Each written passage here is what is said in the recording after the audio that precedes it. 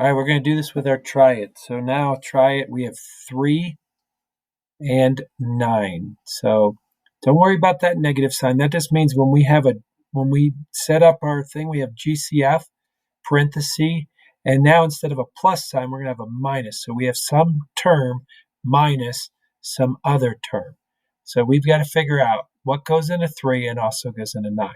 And that's 3. How many 3's go into 3? 1. How many 3's go into 9? 3.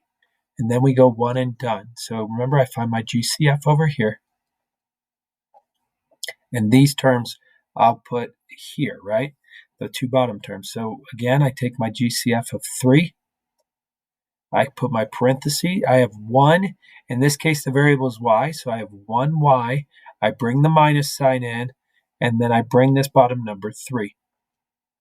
And that means this expression equals 3y minus 9. Again, if you don't believe it, you can test it. 3 times 1y is 3y's. And then 3 times 9, or 3 times 3 equals 9. And you just bring that sign in there. So you can see that these two equal each other. Let's look at another one that maybe is a little bit more complex. So we have 12x. Let's do plus 24. So we're going to say, and we're going to look at what goes into 12 and what goes into 24. So 2 goes into 12 6 times, and 2 goes into 24 12 times.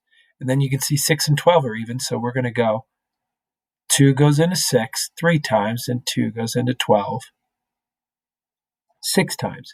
And then we can see, well, 3 and 6 are both divisible by 3.